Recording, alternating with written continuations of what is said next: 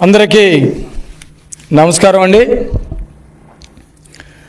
ఆంధ్రప్రదేశ్లో చర్మకారుల జీవితాలు బాగుపడే విధంగా చంద్రబాబు నాయుడు గారు గతంలో అనేకమైనటువంటి నిర్ణయాలు తీసుకున్నారు. చర్మకారులు అనేటువంటి వాళ్ళు సమాజంలో అట్టడుగు స్థాయిలో ఉన్నటువంటి వాళ్ళు. ఎవరైతే చర్మాలు దానికి సంబంధించినటువంటి పనులు చేస్తూ ఉన్నారో, చర్మాలు సేకరించే దగ్గరే వరకే ఆగిపోతూ ఉన్నారు. అక్కడి నుంచి వాటిని శుద్ధి చేయటం కానివ్వండి, వాటిని విలువైనటువంటి వస్తువులుగా మార్చడంలో కానివ్వండి, ఉత్పాదక రంగంలోకి తీసుకెళ్ళటం కానివ్వండి, ఇవన్నీ కూడా ప్రైవేటు వ్యక్తుల చేతుల్లో ఉన్నాయి.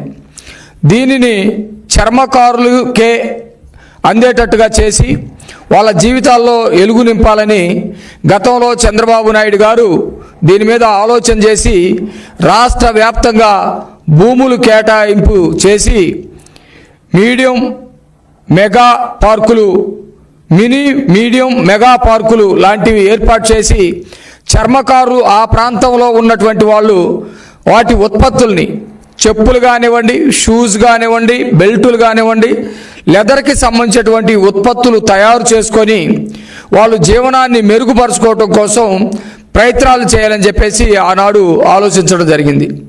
దానిలో భాగంగా శ్రీకాకుళం, విజయనగరం, అట్లాగే విజయవాడ, గుంటూరు, ప్రకాశం, తిరుపతి, అనంతపురం అనేక జిల్లాల్లో ఈ పార్కుల కోసం గతంలో చంద్రబాబు నాయుడు గారు 20 ఎకరాలు, 30 ఎకరాలు అట్లా అనేక చోట్ల అక్కడ ఉన్నటువంటి అవకాశాన్ని బట్టి భూములు కేటాయించడం జరిగింది.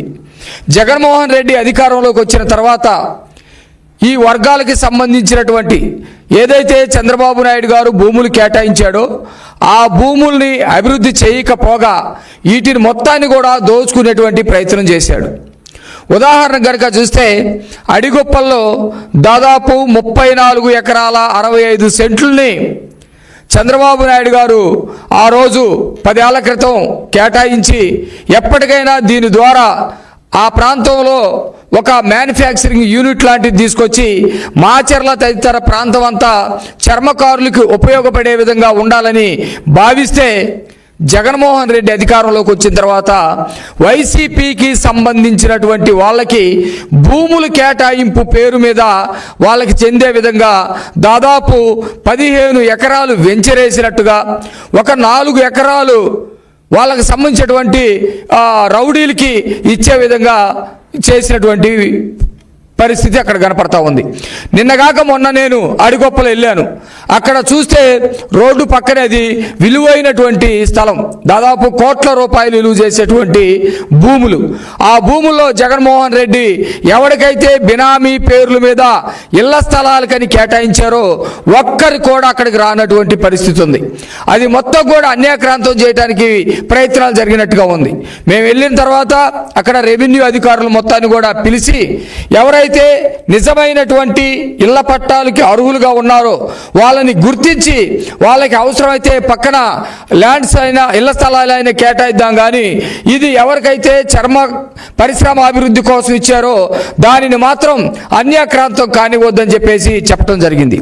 విజయవాడ నడిబొడ్డులో ఉన్నటువంటి విలువైనటువంటి 100 కోట్లు విలువ చేసేటువంటి 1 ఎకరం భూమిని అక్కడ కూడా గతంలో జగన్మోహన్ రెడ్డి తాబేదారులకి వచ్చే విధంగా అప్పుడున్నటువంటి చైర్మన్ తోటి చేస్తే అతను ఇప్పుడు కోర్టు కేసి దాన్ని ఇబ్బంది పెట్టేటువంటి పరిస్థితి తీసుకొస్తా ఉన్నారు. తప్పుడు పద్ధతిలో వెళ్ళేటువంటి వాళ్ళ మీద క్రిమినల్ చర్యలు తీసుకోవడానికి కూడా మేము వెనకాడతలేదు. ఇప్పుడు మా ముందు 2 ప్రధానమైనటువంటి లక్ష్యాలు ఉన్నాయి. ఒకటి, ఈ వర్గాల కోసం చంద్రబాబు నాయుడు గారు ఆనాడు ఏ ఉద్దేశంతో అయితే ఈ వర్గాల అభివృద్ధి కోసం భూములు కేటాయించారో ఆ భూములు మొత్తం కూడా అన్యాక్రాంతం కాకుండా కాపాడుకోవాల్సినటువంటి బాధ్యత మరి లిడ్ క్యాప్ చైర్మన్గా మా మీద ఉంది. దాన్ని పెద్దల దృష్టికి తీసుకెళ్లి ఆ భూములు మొత్తాన్ని కూడా కాపాడుకునేటువంటి ప్రయత్నం కూడా జరుగుతూ ఉంది. అదే క్రమంలో లిడ్ క్యాప్ ద్వారా అనేకమైనటువంటి చర్మకారులు ఎవరైతే ఉన్నారో చర్మాల్ని చర్మాలు సేకరించేటువంటి వాళ్ళు కానీ, చర్మాలని భద్రపరిచేటువంటి వాళ్ళు కానీ, చర్మాలని ఎక్స్పోర్ట్ చేసేటువంటి వాళ్ళు కానీ, ఎక్స్పోర్ట్ అయిన తర్వాత కొంత ప్రాసెస్ జరిగిన తర్వాత వాటిని తీసుకొచ్చి ఈ లెదర్ ఉత్పత్తుల్ని చేసేటువంటి వాళ్ళని కానీ వీళ్ళ మొత్తాన్ని కూడా గ్యాదర్ చేసి వీళ్ళకి జీవనోపాధి మెరుగుపరిచే విధంగా మేము ప్రయత్నాలు చేస్తూ ఉన్నామని ఈ సందర్భంగా తెలియజేస్తూ ఉన్నాం. దానికోసం ఇప్పటికే మేము ఆదేశాలు ఇచ్చాం. ఆంధ్రప్రదేశ్లో మొత్తం ఉన్నటువంటి పాత ఉమ్మడి జిల్లాలు ఏవైతే 13 జిల్లాలు ఉన్నాయో ఈ 13 జిల్లాల్లో ఉన్నటువంటి చర్మకారుల యొక్క డేటా తీయడం జరుగుతూ ఉంది. గతంలో తెలుగుదేశం ప్రభుత్వం ఉన్నప్పుడు దాదాపు రాష్ట్ర వ్యాప్తంగా 30,000 మందికి ట్రైనింగ్ ఇచ్చినటువంటి పరిస్థితి ఉంది. వాళ్ళలో ఇప్పుడు ఎంతమంది ఉన్నారు, లేకపోతే మళ్ళా మెరుగైనటువంటి శిక్షణ ఇవ్వటానికి తీసుకోవటానికి ఎంతమంది సిద్ధంగా ఉన్నారనే ఆ డేటా కూడా కలెక్ట్ చేస్తూ ఉన్నాం. ఎంతమంది ఇళ్ళ దగ్గరే ఉండి చిన్న చిన్న కుటీర పరిశ్రమల్లాగా పెట్టుకొని జీవనాన్ని కొనసాగిస్తూ ఉన్నారో వాళ్ళకి ఇంకా ఆ అత్యాధునికమైనటువంటి మిషనరీ ఇవ్వటం ద్వారా వాళ్ళ జీవితాలు ఏ విధంగా మెరుగుపడతాయి అనే దాని మీద కూడా మేము ఆలోచిస్తూ ఉన్నాం. కామన్ ఫెసిలిటీ సెంటర్ కూడా ఏర్పాటు చేయటం కోసం మరి ముఖ్యమంత్రి గారిని కలిసి మేము కోరటానికి సిద్ధంగా ఉన్నాం.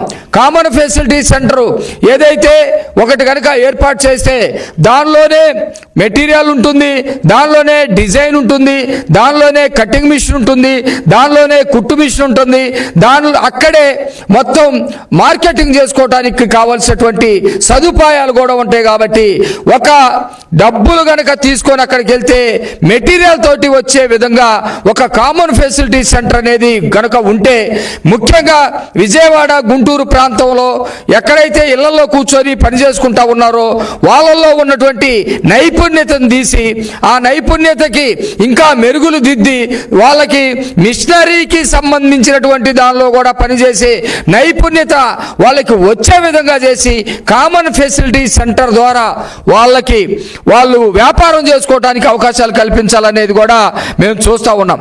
అట్లాగే కోఆపరేటివ్ సొసైటీలు వ్యవసాయ రంగంలో కానివ్వండి, లేకపోతే చేనేత రంగంలో కానివ్వండి, రకరకాల రంగాల్లో పాల ఉత్పత్తులకు సంబంధించినటువంటి వాటిలో కానివ్వండి కోఆపరేటివ్ సొసైటీలు ఉన్నాయి. ఆ కోఆపరేటివ్ సొసైటీల తరహాలోనే ఈ లెదర్కి సంబంధించినటువంటి చర్మకారులకు సంబంధించినటువంటి కోఆపరేటివ్ సొసైటీలు కూడా ఏర్పాటు చేయాలని చెప్పేసి మేము భావిస్తూ ఉన్నాం.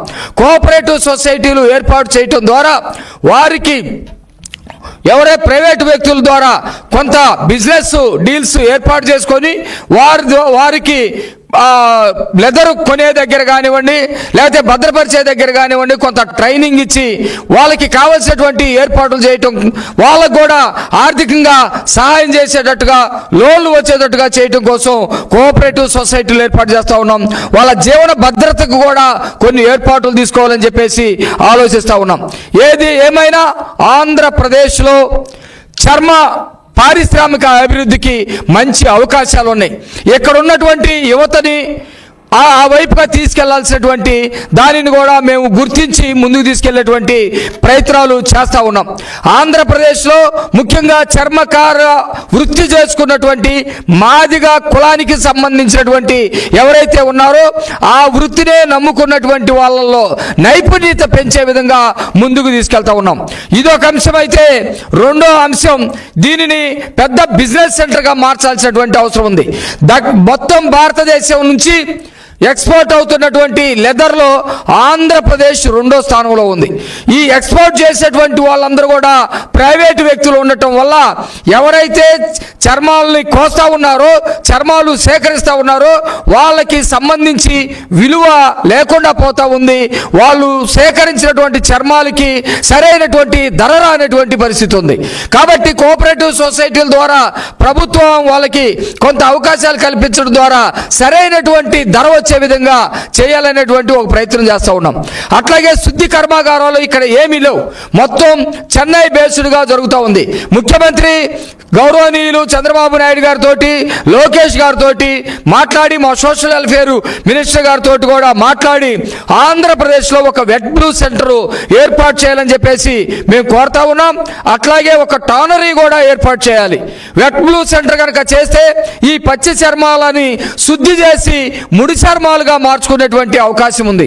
అట్లాగే టాండరీ కనుక వస్తే అక్కడ ఉత్పత్తికి కావాల్సినటువంటి మెటీరియల్ మొత్తాన్ని కూడా తయారు చేసుకునేటువంటి అవకాశం ఉంది. ఇప్పటికే కొన్ని దేశాల వాళ్ళతోటి మేము కొన్ని సంప్రదింపులు జరుపుతూ ఉన్నాం. ఆ సంప్రదింపులు కనుక సక్సెస్ కనుక అయితే ఆంధ్రప్రదేశ్లో చర్మ పారిశ్రామిక అభివృద్ధికి మరి బాటలు పడేటువంటి అవకాశం ఉంది. తద్వారా చర్మకార వృత్తిలో ఉన్నటువంటి వాళ్ళకి లేకపోతే దీన్ని నైపుణ్యంగా విద్యగా అభ్యసించినటువంటి వారికి మంచి జీవనోపాధి అవకాశాలు దొరుకుతాయి. అట్లాగే పరిశ్రమీకరణ కూడా జరిగితే మంచి జీవన అవకాశాలు దొరికేటువంటి అవకాశాలు ఉన్నాయని దాని మీద దృష్టి పెడతా ఉన్నామని చెప్పేసి మేము ఈ సందర్భంగా తెలియజేస్తా ఉన్నాం.